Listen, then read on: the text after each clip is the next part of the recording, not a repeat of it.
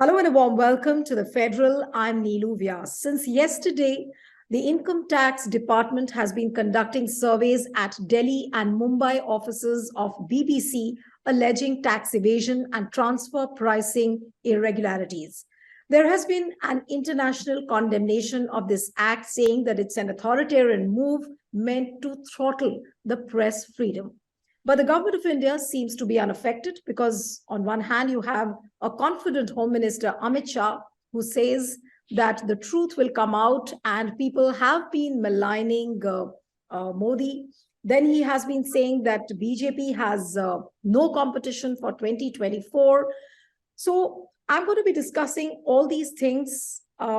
And we have a very special guest today, Mr. N. Ram, the veteran journalist and a prominent member of the Hindu Group of Publications. Thank you, sir. It's a pleasure having you on the Federal.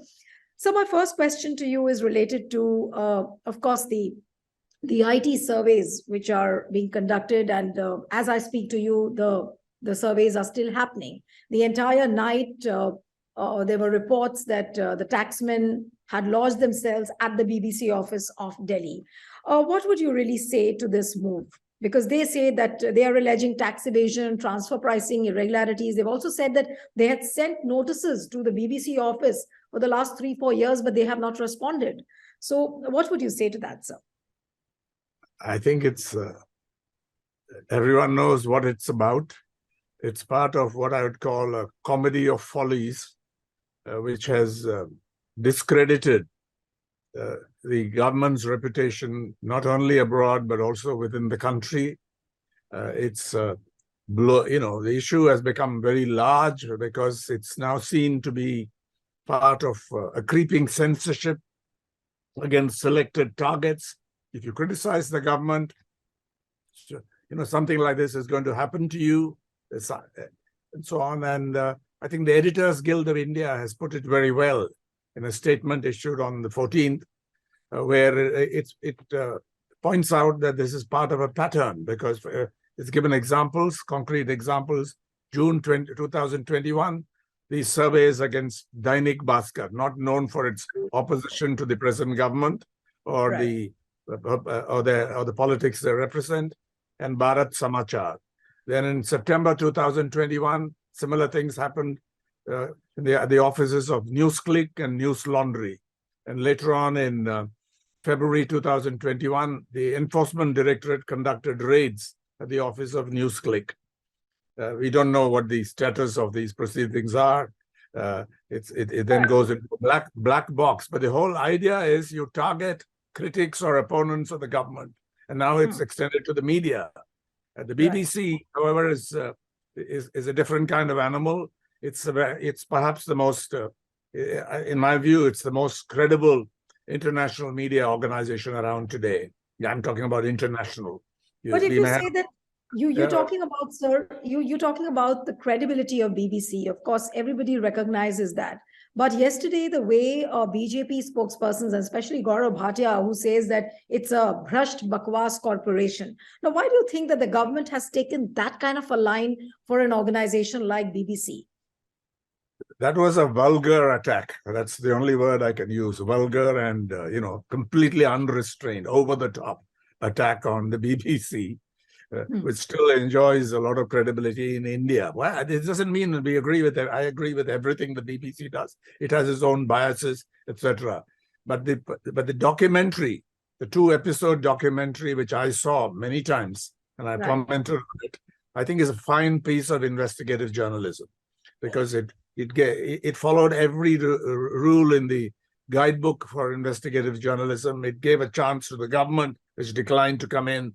It brought in people, apologists like Swapan Das Gupta and others who openly supported it, but with their own nuances. And on Dr. Singh, and it was very balanced. There was no allegation was included without a chance to the other side, the people against whom the allegation was made, or their defenders and apologists to respond. Right. So, and then they had something new as well, that report by the commission by Jack Straw, conducted by the UK High Commission, which is completely new information. Mr. Ram, you see these... And so the point is, they were inflamed, they were angered, they lost their head on this. Had they left it alone, realizing it's only to a UK audience, it's BBC Two, it's being is made available, nothing much would have happened, because BBC itself, BBC Studios, would have taken down these videos for copyright infringement. It's happened before, many such things. But because of what they did, the viewership in India increased many times, many-fold, and so on. So that's the background to the whole thing, the anger against the BBC. Why was the anger? Not for all the things, because it tried to establish this investigative piece or two-part episode, a genetic connection between what happened in 2002 in Gujarat and what's happening to Indian Muslims today. That's the whole theme, the connecting thread for the documentary, which they found intolerable, showing that. So that's what the background is, and everyone understands the background. It doesn't come out of the blue from the past communications. So the IT surveys, you see it as an act of vengeance for the documentary which BBC showed just about a month ago. Well, I wouldn't say vengeance, because it's more complicated than that. There could be an irrational anger and so on. That's possible, but I see it in terms of a different framework, and that framework, I think, was hinted at or even outlined by Mukul Keshavan in an article published in The Guardian a few days ago. There's an excellent piece where he talks about the struggle between Modi's attempt to be an anti-Muslim, as he puts it, strongman, and a global leader at the same time, and they are in profound contradiction. So this, I think, is meant to play to the domestic gallery, their domestic audience, in terms of what, that article, I think, gives us a pretty good outline for a framework to understand it. So you take opposite things to different constituencies, and they catch up. You can't keep this, you can't confine this purely to a domestic audience, because it gets picked up internationally. And every major media organization in the world, I would bet by now, has covered this story, thanks to the IT department's ham-handed, over-the-top, foolish attempt to carry out. And, they say it is a survey. Yes, there is a distinction in the law between search and survey. The provisions are different. The do's and don'ts are different, etc. But it has been seen by everybody in the media as a raid and so on. So that's what it is, because people were prevented from leaving their offices. Journalists were also harassed. They say it's only confined to business operations. Maybe that's what technically it was, because it comes under Section 133A and Section 133. Why do you think that the laptops and the phones of the journalists were taken away? Because if it was a case of tax evasion, so why were the laptops and the phones of the journalists taken away from them? Yeah, that has to be verified. That has to be verified. That's what the journalists say, and the IT department has to answer to those to that fact, whether it was a fact or not. Because under the law, then it's illegal. If they took it away and that's verified and proved, then it is completely illegal, because Section 133A and B allow for an IT survey which is limited to business premises. Authorities can verify books, documents, I'm reading from a summary, stock and place identification marks, but cannot seize any of them. Right.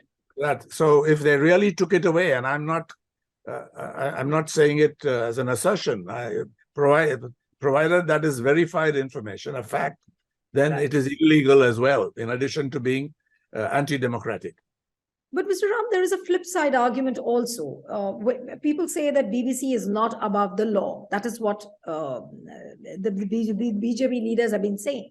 And if at all there has been some kind of an irregularity, then shouldn't the BBC be investigated? Or maybe there could have been some other time to investigate? Because as I was listening to Lord Meghna Desai on one of the TV channels last evening, he said that probably, this investigation could have happened later, after the G20 summit was over. That could have been a more opportune moment. So what would you say to this kind of a narrative, where people are seeing this as something which is right, if BBC at all has violated the laws?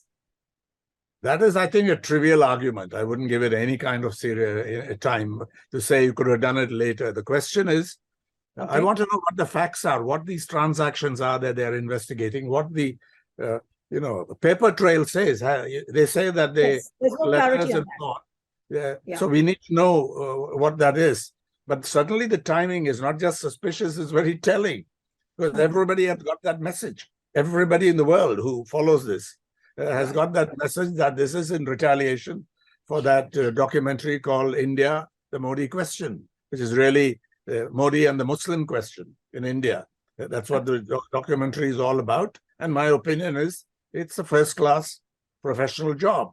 It's the BBC did for BBC Two, meant only for the UK audience, not meant to be telecast in India. So it's not just a question of timing. That would trivialize the whole debate, I think. If they wanted to save the government's skin, somebody wanted or his image, then you would say, "Oh, you should have done it. You could have done it later, not now." I'm not in that business. It's anti-democratic, and if what you mentioned that these devices were taken away of the journalists, then it would amount to an illegality as well. But I'm really on the breach of privacy as well. Absolutely. But talking about the image of Mr. Narendra Modi, Mr. Ram, like you would be knowing this better. Whenever he goes on international platforms or forums, he tries to project a secular image by quoting Mahatma Gandhi. He quotes Buddha. But for the domestic audience, his image is totally different. But post these IT surveys conducted at the BBC office, don't you think that the image of Narendra Modi has taken a further beating, the way the other countries in the world will look upon Modi? What do you think has been the impact on Narendra Modi's image, or what will it be? I think it has certainly taken a beating, because I assume that these actions by the IT department and earlier by the ministry, by invoking the emergency powers, the Information and Broadcasting Ministry and the Secretary in particular, the orders they issued, the wild remarks made by that senior advisor on Twitter, which claimed to speak for the government on why they objected to it, about the Supreme Court integrity and territorial integrity, sovereignty of India, and so on. All assuming, which most people would assume, that this was cleared by the top, by the Prime Minister's office or the Prime Minister himself. Assuming that, in any case, it's taken a big beating.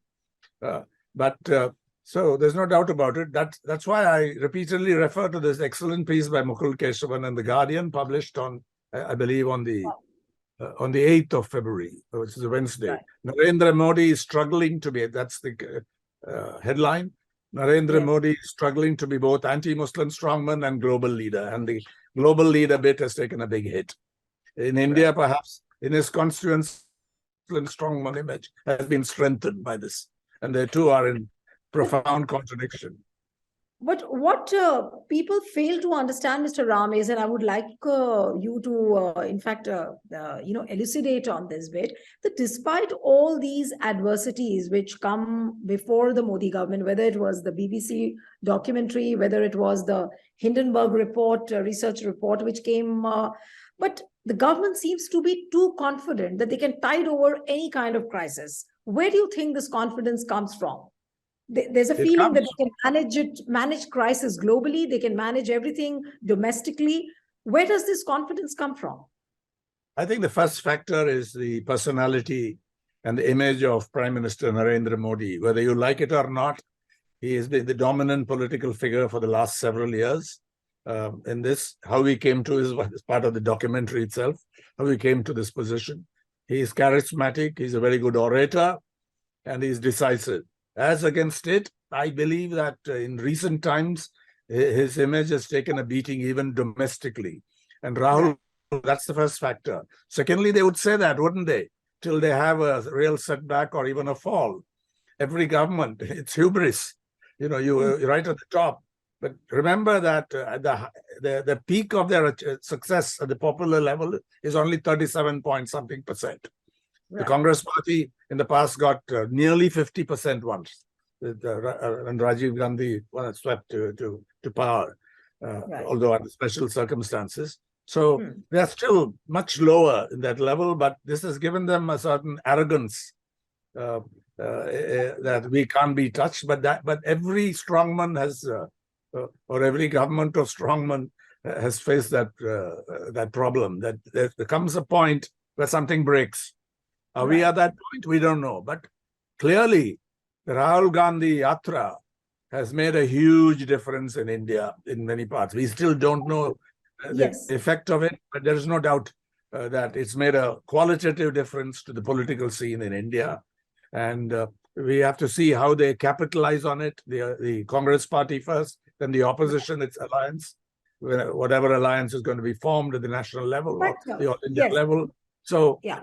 these are things that may make them a little concerned. The people who claim. In fact, I was coming to this point. I was actually coming to this point that Mr. Amit Shah, the Home Minister, has just given an interview to ANI day before. And very brazenly, he says that there is no competition for Modi. There can't be any stiff challenger to Narendra Modi or the BJP, and BJP is winning hands down in 2024. So where do you think this confidence, of course, you've laid out the reasons for this confidence, but where do we see the opposition? And no matter how much we may say that Rahul Gandhi's Yatra has had a positive impact, but where do we see the Congress party from here on? Because he says that, the success of the Yatra will be decided by the 3 immediate polls which are going to happen in Tripura, Nagaland, and Meghalaya, where the Congress doesn't seem to have put that kind of an energy. So he's already given a challenge, open challenge to the opposition parties.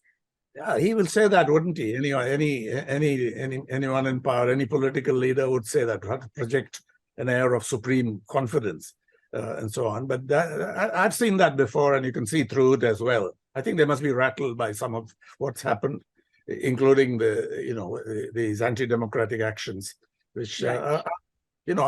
I would really go back to the idea of akrasia, A-K-R-A-S-I-A in Greek philosophy. You do something is against your own interests, which is not good, neither for you nor for others. So why do you do it all the time? But that's another debate. It's a philosophical issue, and it also plays in politics and the law and so on. But coming back to this question, I don't think these 3 elections are going to decide the fate of India in 2024, the political future of India. I think a lot more has to be done. The BJP has been in a strong position, and the opposition has to raise its game to a much higher level if it's to put up a credible challenge at the All India level. It can do it in states, but it must add up.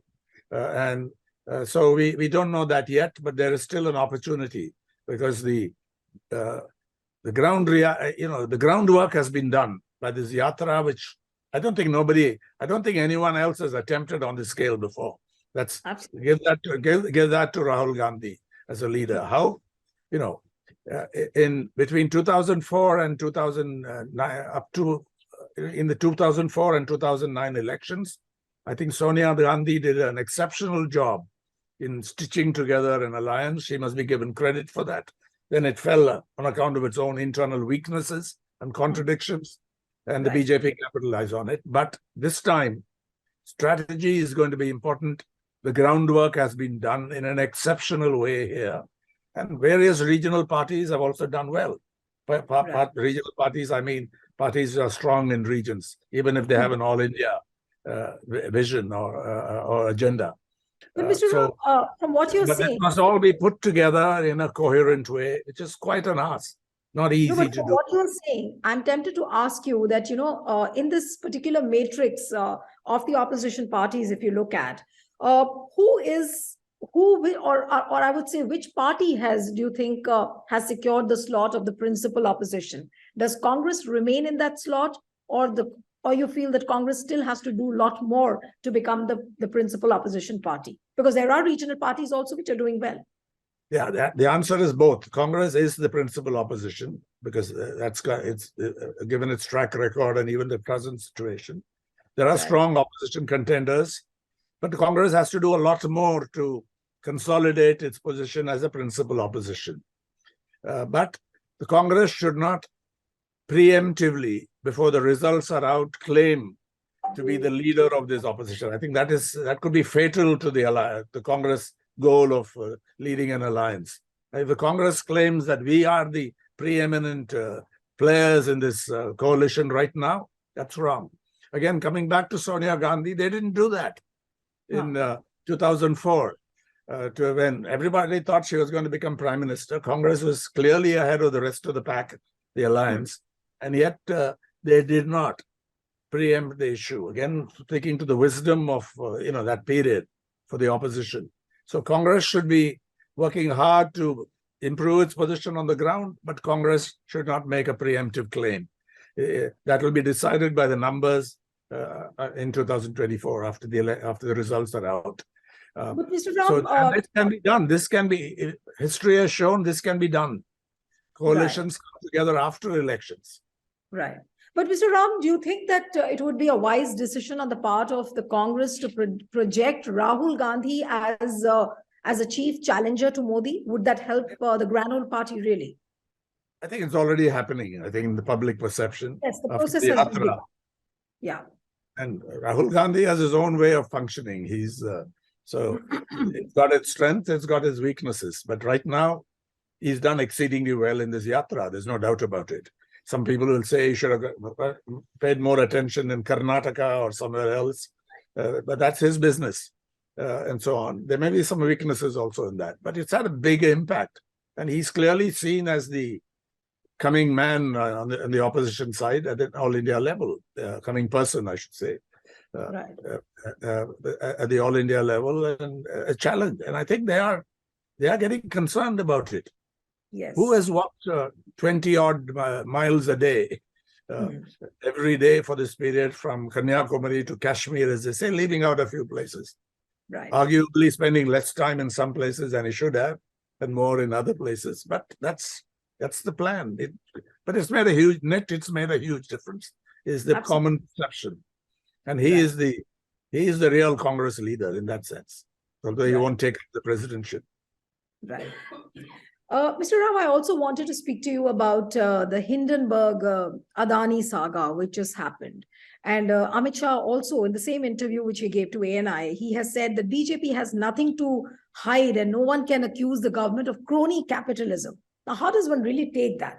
I mean, you have to take this, of course, with a pinch of salt, but at least they are trying to, instill this feeling in the people that, look, everything is all right and there's no proximity as such, but how would the people really take this?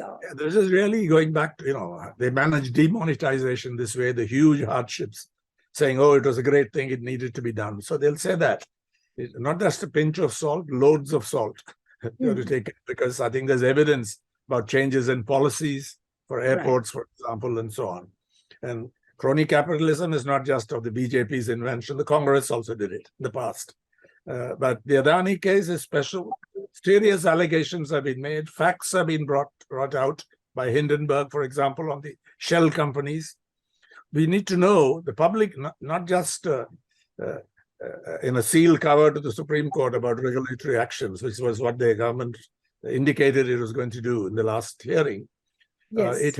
It has to be put in the public realm. What is the action taken by the Enforcement Directorate, the Income Tax Department, possibly the CBI looking into it?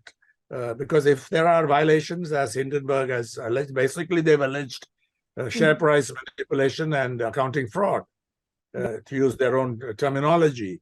But the shell companies' involvement in this, in the fall, in the partial collapse of the Adani empire, has to be looked into. What action have the regulators taken, including SEBI, but also the Enforcement Directorate, when you talk about the allegations about the shell companies, the listing rules, for example. Have they evaded the listing rules where a promoter can't have more than 75% of the stocks? So we need to know all that, but let them put it out in the public realm. And I hope the Supreme Court will not allow the seal cover business that, the markets are going to be disturbed, so we'll give it in a seal cover. For the reason they said, yeah. The markets be damned, I would say. The truth must come out on this. And I don't think the markets are going to just respond to whether it's in the public realm or not, because it'll be out anyway. Right. So I think that's my... Yes. It has to be investigated seriously. Right. But the kind of narrative which the government has woven around this Hindenburg and Adani crisis, that look, India is Adani, Adani is India, that is the kind of, belief they want people to believe in, that narrative, that it's a growth story which somebody is trying to puncture. And they bring in the Chinese angle as well, that probably those companies have been funded by China. So was the BBC documentary. So this kind of a narrative, when it comes in, how does where do you think that this narrative is really going to lead to? Yeah, if your first line of defense is wrap yourself in the national flag and say, Yes. this is in India, Modi is India and India is Modi, then it shows the weakness of the defense. I'm talking about the Adani Group's response. Whoever got that CFO to make that statement, and then that's been, I don't know if they're pursuing it seriously, because nobody believes it. That's Right. the so-called nationalist narrative. So you're trying to pull down India. So are you saying the nationalist narrative of BJP has also got punctured? Or somebody has pricked that and people would not believe it really now? I think it's been damaged, yes. It's been damaged. To what extent, we don't know yet. But it has been damaged because I think any investor, anyone who plays the market, would laugh at this kind of defense.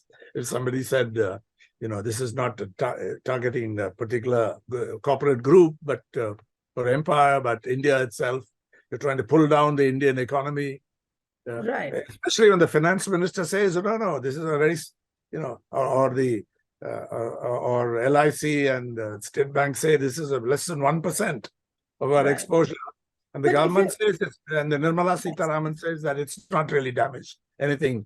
Ram, if you're saying that this nationalist saga has got damaged, so do you think that if they weave around a nationalist narrative for the 2024 polls, it might not work in favor of BJP then? Not on this issue, no. It depends on how the opposition, how this issue figures in the election. The Adani, the issue of the alleged nexus or crony capitalism, how it plays in that election. Last time we learned that Rafale didn't. Rafale was made very big. I was also involved in the investigation, but it did not make an impact, unlike Bofors in 1989. So we don't know those things, but it has damaged this narrative. But what can the opposition do on this Adani saga? They have been insisting on a JPC. Now there are petitions in the Supreme Court. There are some 3 petitions. I'm a petitioner. I'm a petitioner. Yes, you are a petitioner to that. So where do you think this all will lead to? Because the government has agreed for a panel which will be monitored by the Supreme Court, but then the court has left it open-ended. We do not know what the court will say on 17th, but they would have given the names of the domain experts in a sealed cover. Now, will the court accept that?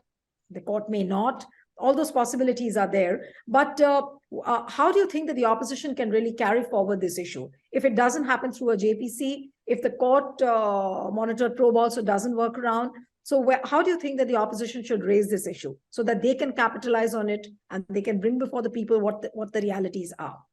The opposition should investigate very rigorously and seriously to the extent it can. For example, the speech made by Rahul Gandhi in the Lok Sabha was quite an advance because he linked it with policy changes that benefited this group allegedly, and so on.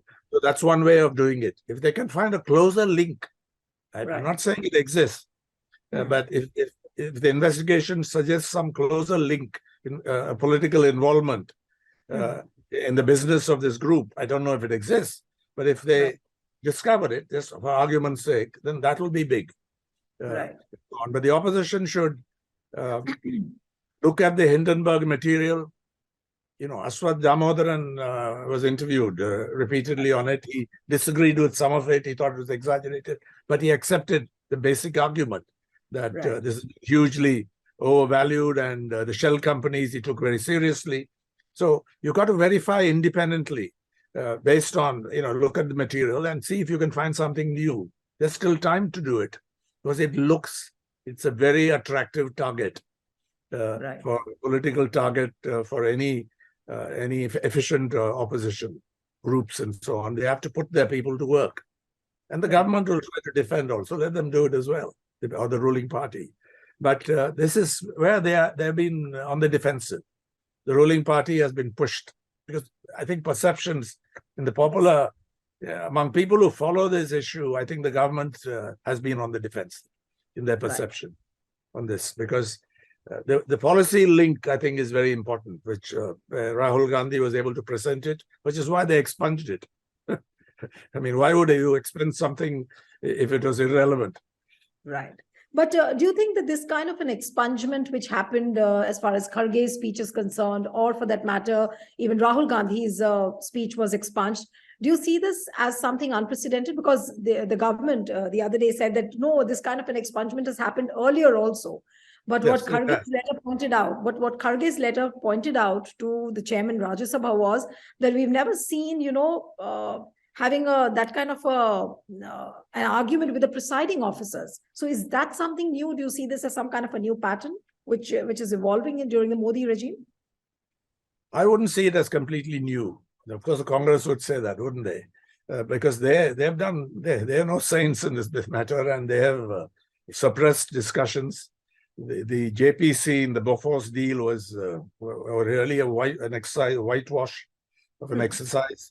Although it produced some interesting material for people like us who built on it, the JPC. So the Congress is not innocent at all. Surely you're saying Congress is not a saint in this at all. But I heard some Congress spokespersons last night on the show, and when they were being told that, look, Indira Gandhi also did all this, or what you're accusing Modi of. So they said, no, Indira Gandhi's emergency was announced. Then later on, people said sorry for it. So does that give them a clean image certificate?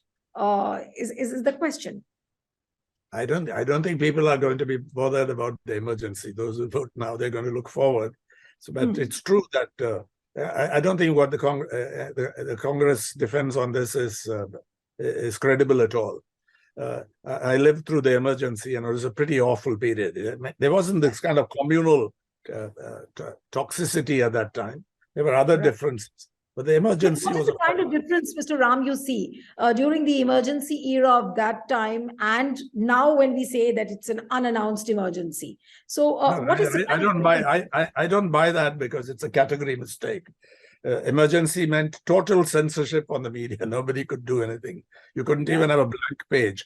Now there are spaces. I'm not saying you should be grateful to this government for not doing it. They can't do that again. But it's not that in any case. There are many spaces. We can discuss it. You and I are discussing it. I discussed it with Karan Thapar and so on. Rajdeep Sardesai last evening. These voices are there. You couldn't do it during the emergency. Of course, in those days in print, TV was not what it is today, news television. But it's a category mistake. It's misleading. It's going the wrong way if you try to compare that with this. This is a new experience. BJP does that. BJP starts comparing the yesteryears of Congress and then with the current times. It does that. They will do that. They will do that naturally, but the Congress need not fall into the trap of defending the indefensible. That's my advice to the on this. And I don't think Rahul Gandhi is doing that in any case. Yeah. Okay. So one last question, sir. What would you really tell the Modi regime right now, the way the things are happening? And I'm talking about these few instances which have come in the past, like the BBC documentary, then you have a Adani Hindenburg research report, and the way the government is conducting itself within the parliament and outside the parliament. Very briefly, sir. Yes. I think in a sense, this is what one would expect when they get so strong, but they should not do it. Censorship, they should roll back this whole agenda. Say that Modi government is fascist, it's authoritarian. So are we heading towards that kind of a regime? It's authoritarian. Fascism, I wouldn't use that phrase. There are fascistic ideologies in that. But is it a fascist government? I don't think it's a fascist government. And it's authoritarian, yes. You compare it with Erdogan in Turkey, or what's happening in Hungary, or Sisi in Egypt, who was our honored guest in the Republic Day. It's in that category you see them, rather than a fascist dispensation where we can't talk like this. Okay. Thank you, sir. Thank you so much. It was lovely to speak to you and get those kind of insights from you. Always a pleasure having you on the program. And one appeal to the viewers of the Federal, share this video as widely as you can and stay tuned.